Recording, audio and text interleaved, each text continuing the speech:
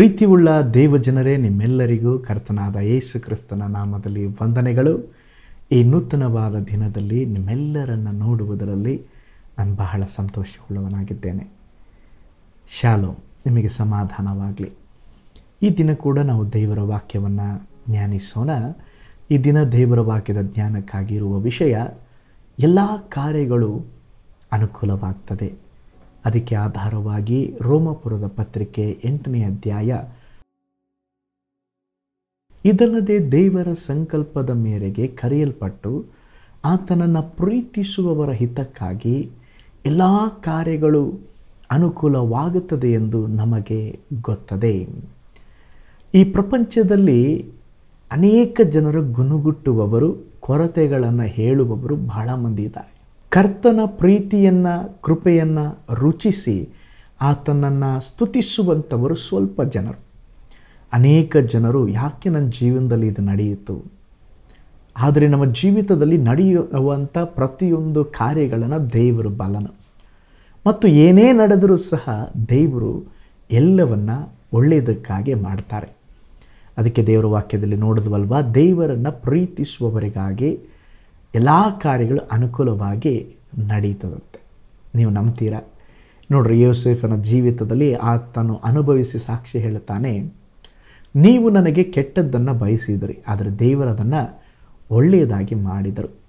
ಒಂದು ಚಿಕ್ಕ ಸಾಕ್ಷಿಯನ್ನು ನಿಮ್ಮೊಂದಿಗೆ ಹಂಚಿಕೊಳ್ಳಲಿಕ್ಕೆ ಬಯಸ್ತೇನೆ.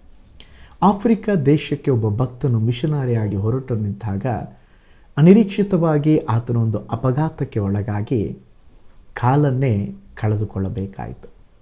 ಕಾಲನ್ನು ತೆಗೆದು ಅವರಿಗೆ ಮರದ ಕಾಲನ್ನು ಜೋಡಿಸಲಾಯಿತು. ಆದರೂ ಅವರು ಸೇವೆಯಲ್ಲಿ ಮುಂದೆ ಇಟ್ಟ ಹೆಜ್ಜೆಯನ್ನು ಹಿಂದಕ್ಕೆ ಸರಿಸುವುದಿല്ലെಂದು ನಿಶ್ಚಯಿಸಿ ಆಫ್ರಿಕಾ ದೇಶಕ್ಕೆ ಹೊರಟರು.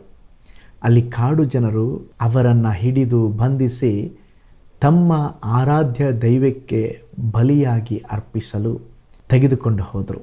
ಮೊದಲು ಆತನ ಕಾಲನ್ನು ತುಂಡರಿಸಲು ಪ್ರಯತ್ನಿಸಿದರು, ಆದರೆ ಅದನ್ನು ಕಡಿಯಲಾಗಲಿಲ್ಲ. ಕಾರಣ ಅದು ನಿಜವಾದ ಕಾಲ ಆಗಿರಲಿಲ್ಲ, ಆಕ್ಸಿಡೆಂಟ್ ಆಗಿತ್ತಲ್ವ, ಮರದಿಂದ ಮಾಡಲ್ಪಟ್ಟಿತ್ತು. ಮರದ ಕಾಲನ್ನು ಅವರು ಮೊದಲು ನೋಡಲಿಲ್ಲವಾದ್ದರಿಂದ ಆ ಜನರು ಏನು ನೆನೆಸಿದ್ರು ಅಂದರೆ, ಇವರು ದೇವರ ಅವತಾರವನ್ನು ನೆನೆಸಿ ನಮ್ಮ ಮಧ್ಯದಲ್ಲಿ ಬಂದಿದ್ದಾರೆ ಎಂಬುದಾಗಿ ಭಯಭೀತಿಯಿಂದ ನಡುಗಿದರು. ಇದನ್ನೇ ಆ ಸೇವಕರು ಒಂದು ಒಳ್ಳೆಯ ಸದಾವಕಾಶವನ್ನು ತೆಗೆದುಕೊಂಡು ಆ ಜನರಿಗೆ ಸುವಾರ್ತೆಯನ್ನು ಸಾರಿದರು. ಅದರಲ್ಲಿ ಅನೇಕ ಜನರು ಯೇಸುವನ್ನು ಸ್ವಂತ ರಕ್ಷಕನಾಗಿ ಅಂಗೀಕರಿಸಿಕೊಂಡರು. ನೋಡ್ರಿ, ಅವರ ಜೀವನದಲ್ಲಿ ನಡೆದಂಥ ಕೆಟ್ಟ ಸಂಭವವನ್ನು ದೇವರು ತನ್ನ ಒಳ್ಳೆಯದಕ್ಕಾಗಿ ಹೇಗೆ ಉಪಯೋಗಿಸಿಕೊಂಡರೆಂಬುದಾಗಿ. ಹೌದು ಪ್ರೀತಿಯುಳ್ಳ ದೇವಜನರೇ, ನಿಮ್ಮ ಜೀವಿತದಲ್ಲಿ ಕೂಡ ಅನೇಕ ಕೇಡುಗಳು ಅಥವಾ ನೀವು ನೆನೆಸದ ಕಾರ್ಯಗಳು, ಆದರೆ ಒಳ್ಳೆಯವನಾದ ದೇವರು ಎಂದಿಗೂ ನಿಮಗೆ ಕೇಡು ಮಾಡುವಾತನಲ್ಲ, ಯಾವಾಗಲೂ ಒಳ್ಳೆಯದನ್ನೇ ಮಾಡುವ ದೇವರು. ಆತನನ್ನು ಪ್ರೀತಿಸುವವರ ಹಿತಕ್ಕಾಗಿ ಎಲ್ಲ ಕಾರ್ಯಗಳು ಅನುಕೂಲವಾಗ್ತದೆ ಎಂದು ಹೇಳುವ ದೇವರ ವಾಕ್ಯ ಎಷ್ಟೋ ಸತ್ಯವಾದದ್ದು. ಕೆಲವು ಸಮಯಗಳಲ್ಲಿ ಆತನು ನಡೆಸುವ ಕಾರ್ಯಗಳ ರಹಸ್ಯ ಏನೆಂಬುದು ನಮಗೆ ಕೂಡಲೇ ತಿಳಿಯದಿದ್ದರೂ ಕೊನೆಯಲ್ಲಿ ಕರ್ತನು ಎಲ್ಲವನ್ನು ಅನುಕೂಲಕರವಾಗಿ ಆಶೀರ್ವಾದವಾಗಿ ಮಾಡಿದ್ದಾರೆಂಬುದಾಗಿ ನೀವು ಅರಿತುಕೊಳ್ಳಲಿಕ್ಕಿದ್ದೀರ. ಕರ್ತನ ತಾನೇ ನಿಮ್ಮನ್ನು ಆಶೀರ್ವಾದ ಮಾಡಲಿ. ಒಂದು ನಿಮಿಷ ನಮ್ಮ ಕಣ್ಗಳನ್ನು ಮುಚ್ಚಿ ದೇವರನ್ನು ದೃಷ್ಟಿಸಿ, ನಿಮ್ಮ ಜೀವಿತದಲ್ಲಿ ನಡೆಯುವ ಅನೇಕ ಘಟನೆಗಳಿರಬಹುದು, ಕಷ್ಟದ ಘಟನೆಗಳಿರಬಹುದು, ಕಹಿಯಾದ ಘಟನೆಗಳಿರಬಹುದು. ದೇವರನ್ನು ನೋಡಿ ಹೇಳಿ, ಸ್ವಾಮಿ, ನಿನ್ನ ವಾಕ್ಯ ಹೇಳ್ತದೆ, ನಿಮ್ಮನ್ನು ಪ್ರೀತಿಸುವವರಿಗಾಗಿ ಎಲ್ಲ ಕಾರ್ಯಗಳ ಅನುಕೂಲವಾಗ್ತದೆ. ನಾನು ನಿನ್ನನ್ನು ಪ್ರೀತಿಸ್ತೇನಪ್ಪ ದೇವರೇ. ನಾನು ನೋಡುವ ದೃಷ್ಟಿಕೋನದಲ್ಲಿ ಸಂಗತಿಗಳು ಸರಿಯಿಲ್ಲ, ಆದರೆ ನನಗೊಂದು ಗೊತ್ತಪ್ಪ, ಏನೇ ಬಂದರೂ ನೀನು ಎಲ್ಲವನ್ನು ಒಳ್ಳೆಯದಕ್ಕಾಗಿಯೇ ಮಾಡುವ ದೇವರು. ಸ್ವಾಮಿ ದೇವರೇ, ನಿಮ್ಮ ಪ್ರೀತಿಗಾಗಿ ಸ್ತೋತ್ರ, ಈ ಹೊಸ ದಿನಕ್ಕಾಗಿ ಸ್ತೋತ್ರಪ್ಪ. ಈ ಹೊಸ ದಿನದಲ್ಲಿ ಕೂಡ ನಮ್ಮೊಂದಿಗೆ ಅಪ್ಪ ಈ ವಿಡಿಯೋನ ವಾಚ್ ಮಾಡಿದ ಎಲ್ಲ ದೇವ ಮಕ್ಕಳಿಗಾಗಿ ಪ್ರಾರ್ಥಿಸ್ತೇವೆ, ಅವರ ಕುಟುಂಬಕ್ಕಾಗಿ ಪ್ರಾರ್ಥಿಸ್ತೇವೆ.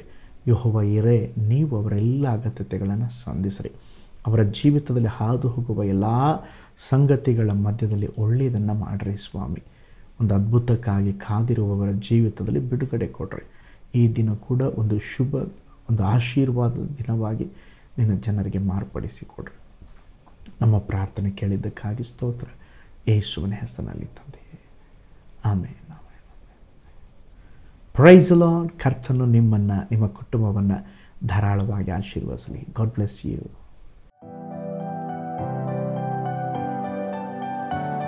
ಕರ್ತನಲ್ಲಿ ಪ್ರಿಯರೇ, ಈ ಸಂದೇಶ ಮತ್ತು ಪ್ರಾರ್ಥನೆ ನಿಮಗೆ ಆಶೀರ್ವಾದಕರವಾಗಿದ್ದರೆ, ದೇವರು ನಿಮ್ಮನ್ನು ಪ್ರೇರೇಪಿಸಿದರೆ, ನಂಬಿಕೆಯಿಂದ ಸಾಗುವ ಈ ಸೇವೆಗೆ ನಿಮ್ಮ ಅಮೂಲ್ಯವಾದ ಕಾಣಿಕೆಯನ್ನು ಬಿತ್ತಿರಿ. ಪ್ರೀತಿಯ ದೇವಜನರೇ, ವಾಯ್ಸ್ ಆಫ್ ಹೋಪ್ ಮಿನಿಸ್ಟ್ರಿಯ ವತಿಯಿಂದ ಕೋರಮಂಗಲದಲ್ಲಿ ಪ್ರತಿ ಭಾನುವಾರ ಬೆಳಿಗ್ಗೆ 9:30ಕ್ಕೆ ಕನ್ನಡ ಆರಾಧನೆ ನಡೆಯುತ್ತಿದೆ. ಆತ್ಮಭರಿತವಾದ ಆರಾಧನೆ, ಮನಮುಟ್ಟುವ ಸಾಕ್ಷಿ, ಬಲಪಡಿಸುವ ದೇವ ಸಂದೇಶ. ಬನ್ನಿ, ನಮ್ಮೊಂದಿಗೆ ಭಾಗಿಯಾಗಿ ಕರ್ತನನ್ನು ಆರಾಧಿಸಿರಿ. ನೂತನ ತಿಂಗಳ ಆಶೀರ್ವಾದ ಕೂಟ ಪ್ರತಿ ತಿಂಗಳು ಮೊದಲ ದಿನ ಸಂಜೆ 7 ಗಂಟೆಗೆ.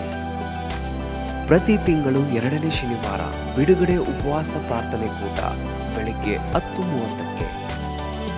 ನಿಮಗಾಗಿ ಪ್ರಾರ್ಥಿಸಬೇಕೆ? ನಿಮಗೆ ಯಾವುದಾದರೂ ಪ್ರಾರ್ಥನೆ ಮನವಿಗಳು ಇರುವುದಾದರೆ ಕೆಳಗಿನ ನಂಬರಿಗೆ ಕರೆ ಮಾಡಿ ಅಥವಾ ವಾಟ್ಸಪ್ ಮಾಡಿ. ಈ ಆತ್ಮಿಕ ಸಂದೇಶಗಳು ನಿಮಗೆ ಆಶೀರ್ವಾದಕರವಾಗಿದ್ದರೆ ಲೈಕ್ ಮಾಡಿರಿ. ಇಂಥ ಅದ್ಭುತ ಸಂದೇಶ ಪ್ರತಿದಿನ ನೋಡಲು ಬಯಸುವುದಾದರೆ ಸಬ್ಸ್ಕ್ರೈಬ್ ಮಾಡಿ ಹಾಗೂ ಇತರರೊಂದಿಗೆ ಶೇರ್ ಮಾಡಿರಿ. ಕರ್ತನು ನಿಮ್ಮನ್ನು, ನಿಮ್ಮ ಕುಟುಂಬವನ್ನು ಆಶೀರ್ವದಿಸಲಿ.